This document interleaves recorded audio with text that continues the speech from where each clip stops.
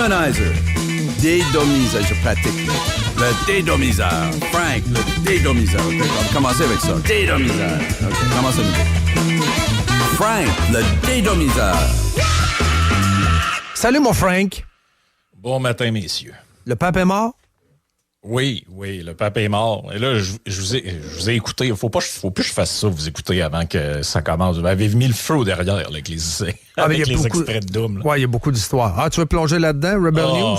On plonge, let's go. Je peux-tu juste ajouter que c'est un échantillon de ce que j'ai entendu en fin de semaine? J'ai pas pu tout vous jouer ni tout sortir. Ouais, ben vas-y donc, le philosophe. Ça veut dire quoi, tout ça? Ça veut dire quoi? Ben, en fait, c'est que c'est un peu ce que Dan disait, sans le dire exactement de même, mais en gros, ils n'ont rien compris. Ils ont encore rien compris. Ils ont rien compris de pourquoi. Tu sais, dans le fond, Mané, t'es supposé de te poser la question, pourquoi est-ce que une partie du public, une partie de la population, c'est-tu 20%, 30%, peu importe, mais il y en a une partie, ces gens-là existent, et ils préfèrent regarder Poilievre, par exemple, à Jordan Peterson ou à Olivier Primo que écouter Poilievre à Emmanuel Latraverse ou Paul Larocque. Pourquoi ça? Est-ce que vous pouvez vous poser cette question-là? Non, ils sont incapables d'absolument... Il n'y a aucun examen autocritique qui est fait de la part de ces gens-là. Aucune. Ils sont persuadés d'être dépositaires de la vertu et de la vérité journalistique. Les autres, c'est tous des crétins. Et ceux qui consomment ça, c'est tous des crétins. Tu sais, l'extrait que t'as fait jouer d'homme où le gars dit, en gros, ouais, True North, là, c'est un média d'extrême droite parce que ça n'a pas rapport à la question qu'il a posée sur combien il y a de genre. Il est-tu au courant, lui, que la Cour suprême du Royaume-Uni a rendu un jugement là-dessus et que c'est un sujet en ce moment partout sur la boule, cette affaire-là? J'ai une déclaration devant moi de Manon Aubry, donc une eurodéputée de la France insoumise. Oui. Elle est là-dessus, là, ça fait 3 jours sur son compte X. Ça, c'est l'extrême gauche, les femmes trans sont des femmes, n'en déplaise aux conservateurs. Puis là, elle parle de la décision du Royaume-Uni. Si le gars a posé la question à Carney, là, c'est que les êtres humains normaux sont au courant que ça se passe. Ils ont vu cette nouvelle-là et elles veulent savoir ce que leur potentiel premier ministre en pense de cette question-là. Qu'est-ce qu'il y a d'impertinent à le demander? C'est un sujet ça peut pas être plus d'actualité que ça. Là. On a un jugement de la Cour suprême. Ah non, faut parler de quoi? Faut lui demander s'il a acheté un casseau de fraises. C'est ça une vraie question? Oui. Avez-vous acheté des fraises américaines? Ou peut-être, un peu comme Louis Lacroix avait déjà demandé à Éric Duhem, croyez-vous en Dieu, M. Carney? Ben oui. Ou êtes-vous contre le sport, M. Carney? Pensez-vous vraiment, M. Duhem, que Donald Trump a perdu ses élections? Tu te souviens de ça? Oui, c'est ça. Moi, j'avais dit que c'était une question idiote et je me suis fait ramasser jusque dans le studio de Stéphane Bureau à TVA. Parce qu'eux autres sont très fragiles. Eux autres peuvent passer tous les jugements qu'ils veulent sur Rebel News et sur les autres, mais eux, faut pas t'y critiquer parce qu'ils sont ultra fragiles, ils vont se mettre en petite boule puis ils vont pleurer. Exact. Est-ce que, M. Duhem, êtes-vous en train de dire que lire un livre, c'est mauvais pour la santé? Ça a été dit, ça. Ça aussi, ça a été demandé. Oui, ça a été dit. Puis, tu sais, écoute, connaissez-vous l'élection américaine? Oh oui, oui. L'histoire des questions orientées. Je veux dire, moi, j'ai regardé pas le face-à-face, là, mais tu sais, l'espèce les entrevues qu'ils ont faites avec les 5 chefs là, à Radio-Canada. Ben, quand c'était le tour à Carney, à un moment donné, le monsieur qui était là, j'oublie son nom, là, il a demandé à Carney, la question c'était, à Poilievre, il a demandé à Poilievre, vous allez voir, la question n'est pas orientée pantoute, il n'y a pas d'idéologie là-dedans. Il demande à Poilievre, il dit, Monsieur Poilievre, vous voulez enlever les taxes sur les maisons, les constructions neuves, vous promettez une baisse d'impôts de 15%, c'est pas juste quelque chose pour les riches, ça? C'est toujours très orienté. Là. Excuse-moi si c'en est une question solidement orientée. Pourquoi ça, c'est pas de l'idéologie, mais une question de Rebel ou de True North ou de Primo ou de... Tu sais, c'est la raison pour laquelle il y a des gens qui sont de plus en plus sur le web et cord-cuttés, comme on dit en bon français, déplugués des médias traditionnels, c'est qu'ils ne retrouvent pas l'éventail d'opinions qu'ils recherchent. Ils recherchent autre chose. Voilà. Et malheureusement, les médias refusent de leur donner. Tu sais, c'est comme si t'es dans tu rentres dans le centre d'achat puis tous les restaurants qui sont là servent des mets italiens. Maintenant, tu dis, ouais, mais il y a un gars ici, là, il veut manger des grillades, puis l'autre, il veut manger du chinois, puis l'autre veut manger des shish taouk, puis l'autre veut manger des sushis. Fait qu'ils s'en vont dans le restaurant à l'autre bord du chemin. Oh, mais ils comprennent pas que nos mets italiens, c'est les meilleurs. Très bon exemple. Je veux dire, c'est tout, là. Je comprends pas que en fait, on le comprend, ce qu'ils comprennent pas. C'est qu'ils font semblant de pas comprendre.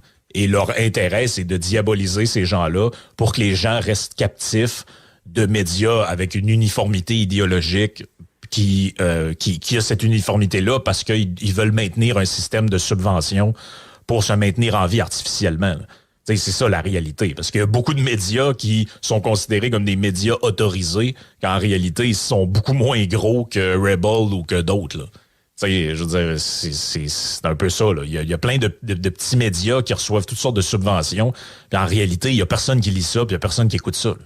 Il faut se le dire, là. Il y a des sujets tabous mis à l'index qui sont jasés par Rebel News. Et Hadi Hassine, le journaliste de TVA, en critiquant dans son reportage Rebel News, ça a été la meilleure publicité pour Rebel News. Ce site Internet qui critique l'immigration massive. Oui, on critique l'immigration massive. Qui critique l'islam radical. Oui, il y a des prières dans les rues à longueur de journée à Montréal et à Toronto. C'est fou. Regardons Rebel News, ce qu'ils ont fait. Moi, je pense que ça a été un point tournant, la COVID, le COVID show. Oui. Rebel News ont fait beaucoup de reportages sur The Great Barrington Declaration. Ouais. Il y a des médecins qui ont approuvé ça. Il y a des médecins qui, très tôt, ont challengé le confinement. Mais ici, tu avais un discours, tu avais une religion, tu avais le magistère sanitaire. Le magistère sanitaire, ça disait quoi? Le confinement est bon, on garde les enfants à l'extérieur des écoles, blablabla, blablabla. Eux autres sont rentrés dans le tas, si tu veux, Rebel News, et ils ont questionné tout ça, un après l'autre, après l'autre, après l'autre, après l'autre, mais avec des sources, avec des documents. Moi, je pense que ça a été un gros point tournant, ça. La couverture de la COVID par le Rebel News, pour ma part, ça a été un point tournant. Et si je me trompe pas, parce que tantôt, tu faisais bien de rappeler les scopes qui ont été sortis par Rebel News. Oui. Il y en a un, je pense, qu'on pourrait rajouter là-dedans. Peut-être que je me trompe, là, mais de mémoire, le premier à avoir soulevé l'histoire du papy nazi, c'est Ezra Levant, là. Très bon point. Oui. Très bon point. Parce que moi, je m'en rappelle très bien. J'écoutais le truc. J'avais vu passer le truc quasiment en direct. Puis Ezra, aussitôt, il a commencé à parler de ça sur X. Et ça a pris comme 24 heures avant que d'autres médias, si c'est pas 48 heures, avant que d'autres médias finissent par dire « Ah ouais, il a peut-être raison ». Ben, je m'excuse, là, mais il y a quelques scoops de plus. Il y a plus de scoops à Rebel News que dans plusieurs autres médias, là. Absolument. Absolument. L'aide chinoise, ça semble être un tabou, ça. Hey, si les médias faisaient leur travail concernant la Chine, là, Carney serait à 13 % des sondages, là. Mais tout ce qui est sorti, c'était effleuré.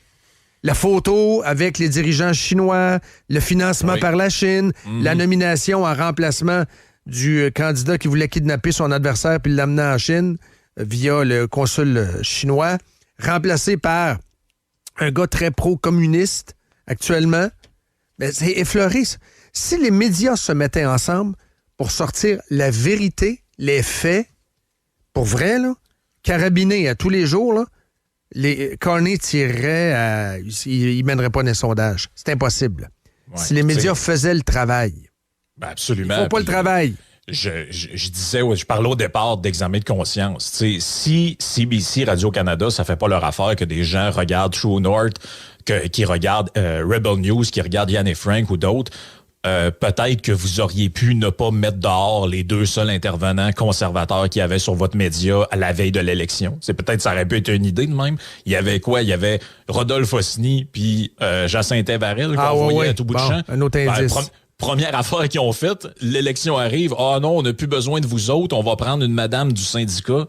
Voyons donc. Non, oui. Je veux dire... C'est gros comme le bras, là.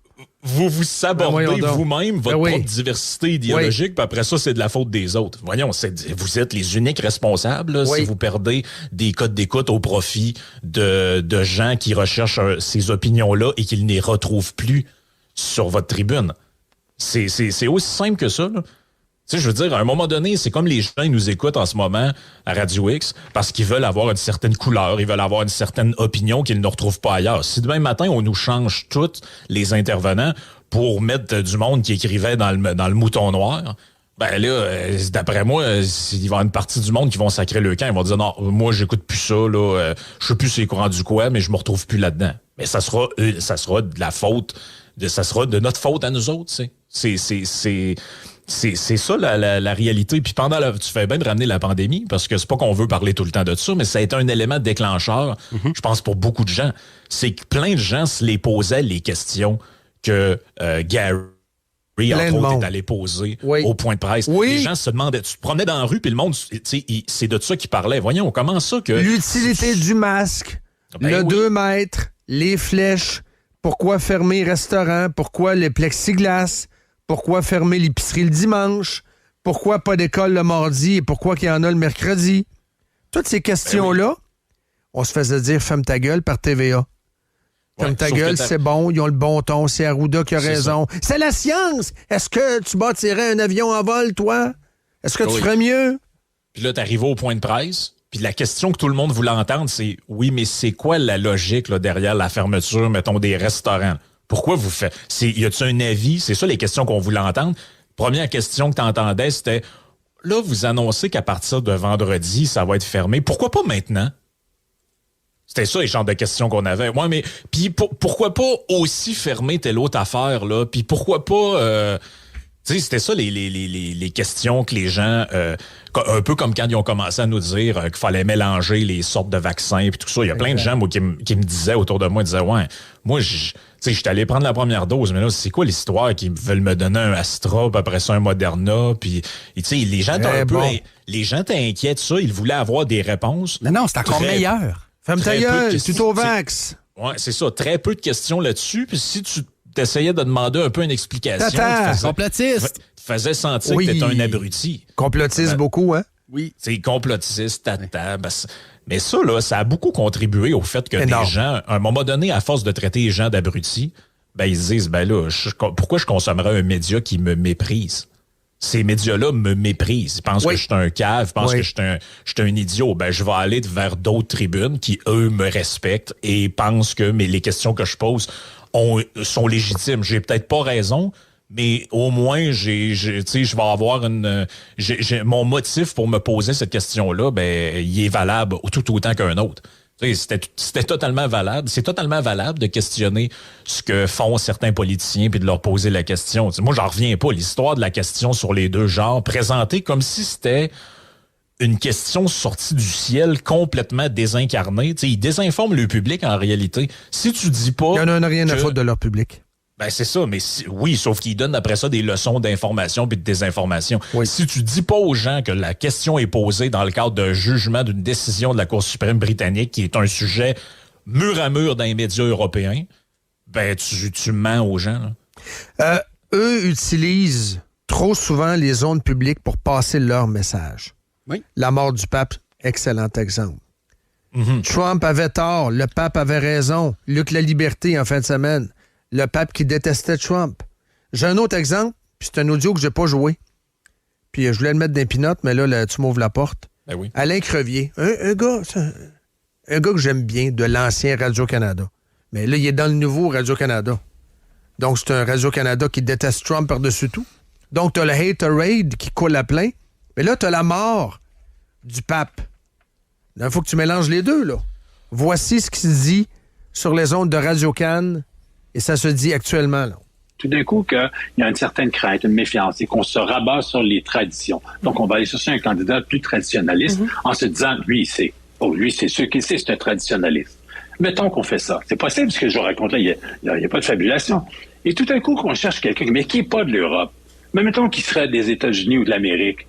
Essayez de vous imaginer qu'on aboutisse avec un pape qui serait américain, traditionnaliste, avec Donald Trump au pouvoir et la montée de la droite un peu partout. On vient de handicaper l'horizon moral de notre planète. Et ça, je trouve que ce serait hautement dommageable. Ils sont pas excessifs, hein? Du tout. Ils sont pas excessifs du tout, hein? Mais qu'est-ce que je viens d'entendre là? Sérieusement, c'est lunaire, ça, cet extrait-là. L'horizon moral de notre... Non, mais sérieusement. Là.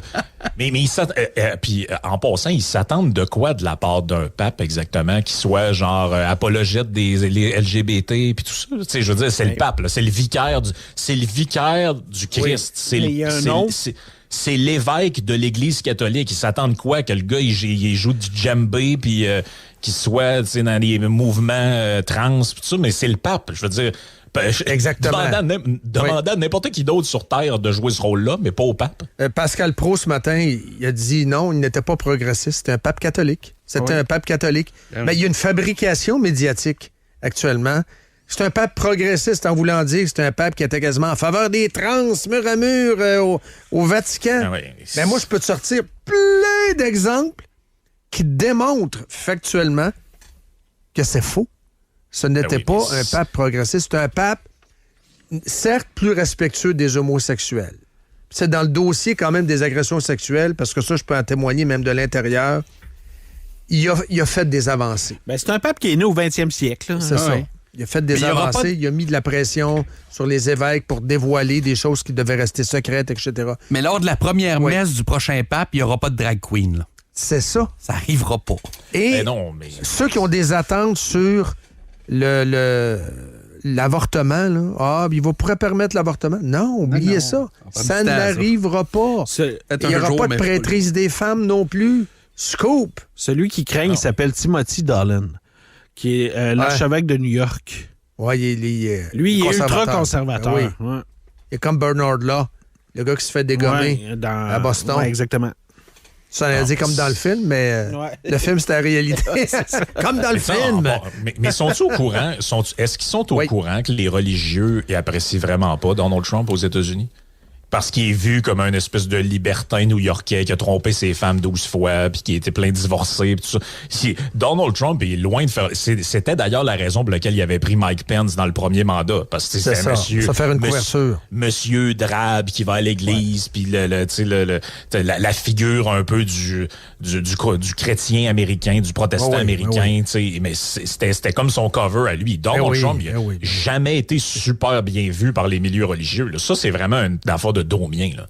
C'est pour vrai, là, tu sais, qui mélange tout, là, la droite religieuse, les républicains, tu sais, si vous pensez, sérieusement, vous êtes mélangés ben raide, là, tu sais, lui a utilisé la droite religieuse, ça, tu peux le dire. Trump a utilisé, le Parti républicain utilise la droite religieuse à des fins électorales. C'est ça, tu peux très bien le dire, mais il n'a jamais ouvert une Bible de sa vie, là. C'est sûr que... La seule fois où il s'est mis à genoux, Donald Trump, on va pas s'imaginer c'est quoi, là. Non, c'est ça. C'est pas Église, là. Il s'est enfargé d'une fausse marche. C'est ça. Si tu demandes à Trump c'est quoi les noces de Cana, il va te dire c'est qui ça, Cana?